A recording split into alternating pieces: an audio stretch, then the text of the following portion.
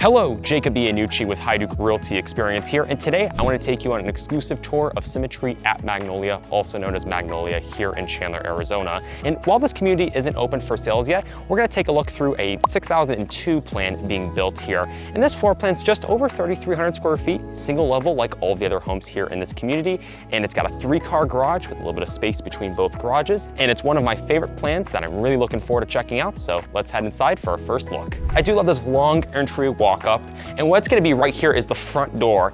And you might be thinking, wow, that's a really wide front door, especially because I have about a 6-foot wingspan and I'm not even touching either side. But as you'll see in some of the other homes here, part of this will be a glass window and the other side will be a large glass front door. Very modern, very contemporary styles here in Magnolia. And then heading over this way to the guest bedroom wing, you're going to have 2 guest bedrooms right here along with a guest bathroom.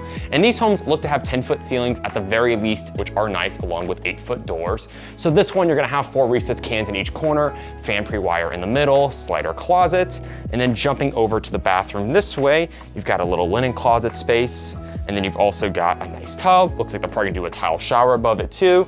Sink, toilet area, nothing super crazy layout-wise, but still nice to see. And then into this guest bedroom, which these are actually pretty good sized guest bedrooms, and granted at this price point, I would expect that. This plan starts at about 1.26 million. And you've got, once again, the 8-foot doors in here, another slider closet. It's kind of a mirror version of the front bedroom.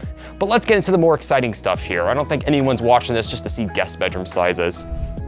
This is gonna be your living area, and this is awesome. It looks like they're gonna do 12-foot ceilings in the main living space here. You've got a kitchen area back here that's gonna overlook the living this side, and let's start with kind of the kitchen layout here. So you'll have your fridge here, cabinets this way, cabinets that way up on the top, along with your range cooktop, big 8-burner stove right here, hood vent above too with the ducting, along with dishwasher and the sink and the island looking out towards the living room. And with the living room itself, this one is optioned with the optional fireplace, which does add a nice little home effect. Obviously, you can't do wood burning here anymore, unfortunately, but you can still do gas or electric fireplaces. And then over here is some of their kind of flex spaces, we'll call them.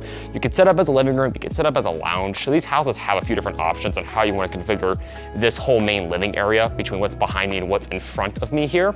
But plenty wide space, obviously tons of windows looking out to the patio and to the backyard, which we'll get there in a minute as well. And before we go into the master suite, one thing I think is kind of cool in this plan is they do have the office towards the master, and the office you can option, as you see here, with a nice slider door. But heading into the master itself here, I love these 2 windows above where the nightstands would sit. You would typically let your bed on this wall, nightstand, dresser over here, TV above, and I like that they've got those right there for some more natural light along with this big window. And into the master bath itself here, we're gonna have 2 sinks, a vanity area in the middle there.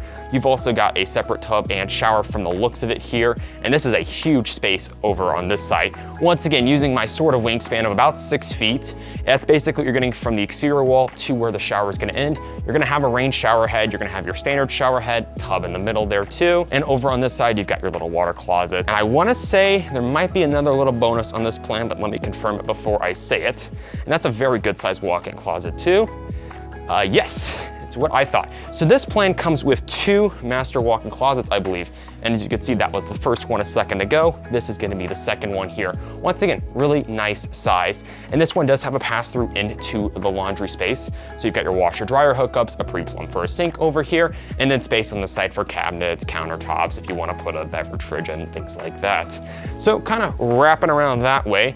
Over here, you've got the pantry off the kitchen as well, which is a pretty nice sized walk-in pantry. And if you're wondering, by the way, what all this white stuff is that looks like cobwebs, this is for the insulation they're doing in the home and sound deadening possibly as well. But I know it is typically used for the insulation, as you can see, all on the ground. But heading back this way, over around the front, we've got our coat closet, kind of drop station area, along with what looks like a half bathroom on this side, this sink area right here too, which is right over into this bedroom in the front. And this is nice that it's separate from the other 2 guest bedrooms, so if you do have people staying over, it's not on top of the other guest bedrooms, along with another bathroom back here and a stand-up shower.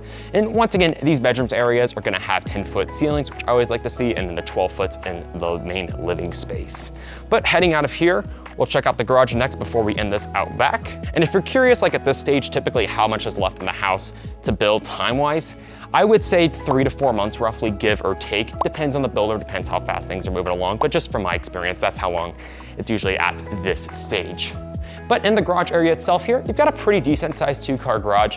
Big draw here is going to be the 3rd car bay, and I do like that you have direct access from the 2-car garage over to the 3rd car bay. Really good size. I like the 2 front windows for some natural light here and the architecture style. This front of this house is kind of more the farmhouse look, so the windows might be a little bit different on the fronts depending on which elevation you did choose. Over there, you do have that garage service door over to the side, which is always nice if you got trash cans out there, don't want to walk around. And then we'll end this off in the backyard here. But as you can see on the patio, pretty decent sized. You've got the nice big multi-slider behind you. These also are coming with heating facilities above to try to heat the patio in the winters, which are very rare to find on a tract home in Arizona. TV pre-wire out here too. And these yards are pretty decent sized. I've talked about it in a couple of my other videos about this community before, but you've got enough to put a pool back there if you want to extend the patio area. There is enough space, outdoor kitchen, you've got enough. But if you've got any questions about this home or any other homes here in Magnolia, I'd be more than happy to help. And I look forward to coming back when they've got models open. There's even more to share. Thanks so much, and we'll talk soon.